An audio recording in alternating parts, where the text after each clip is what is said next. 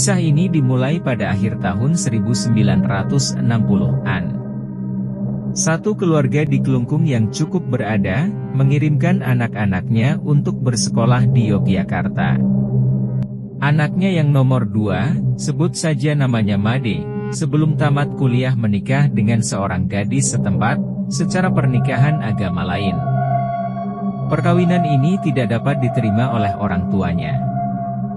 Made dianggap anak hilang. Sejak ini hubungan orang tua dan anak putus. Made tidak pernah pulang ke Kelungkung. Bahkan ketika kakaknya yang tertua menikah dan ayahnya meninggal, dia tidak datang. Ibunya demikian juga. Sekalipun sering ke Yogya menengok anak-anaknya yang lain, ia tidak pernah menemui keluarga Made. Sejak menikah, Made tidak meneruskan kuliahnya.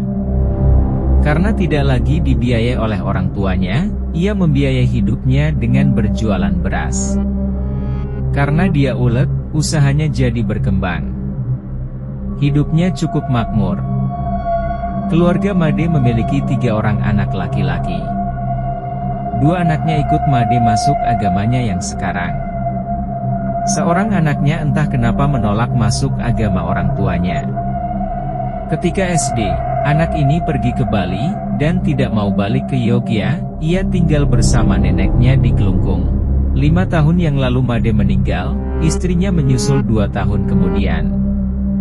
Untung anak-anak mereka, termasuk yang di Bali, sudah selesai kuliah dan sudah ada yang bekerja.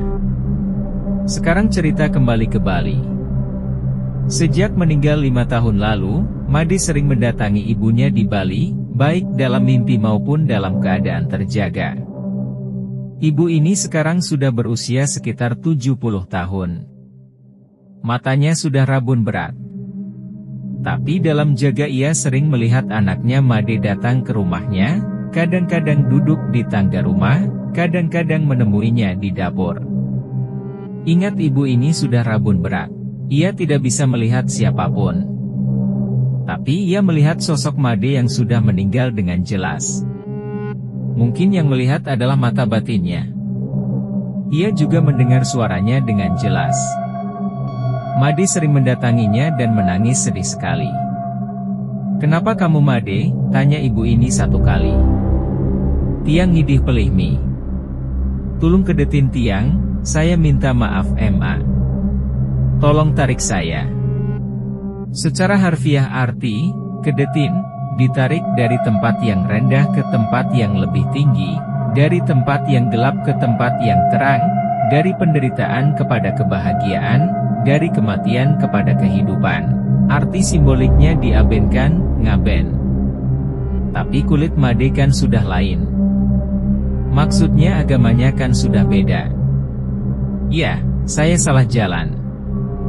Sekarang saya berada di lorong yang gelap. Saya tidak bertemu siapa-siapa. Saya dengar istri saya sudah meninggal. Tapi saya tidak bertemu dengan dia. Saya kesepian sekali di sini, Mi. Tolong kedetin tiang." Walaupun hatinya iba, ibu tua ini tidak berani mengabenkannya, karena Made sudah masuk agama lain dan diupacarai menurut keyakinan agama tersebut.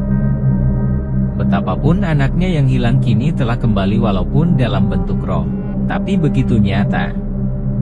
Begitulah tampaknya hubungan ibu dengan anak.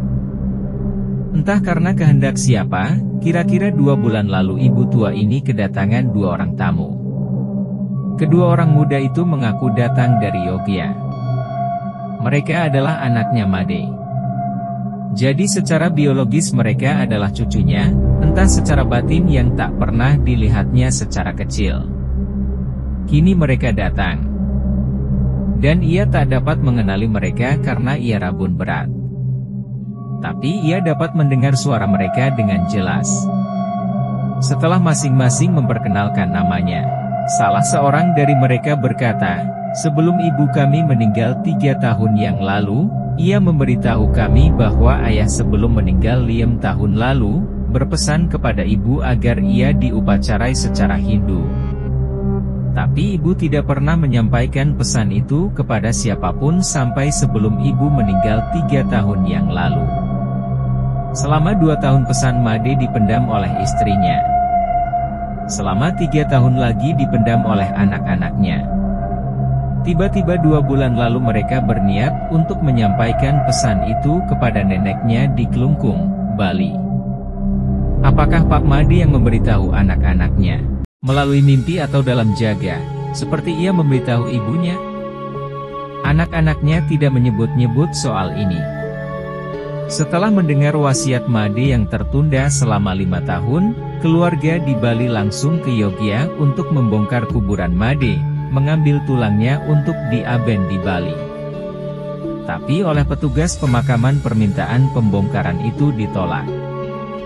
Karena dulu Made dikubur secara agama lain bukan Hindu. Keluarga ini pulang ke Bali. Pengabenan Made tetap dilangsungkan.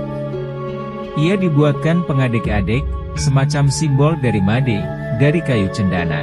Mudah-mudahan setelah pengabenan Made bahagia dan tentram di dunia sana.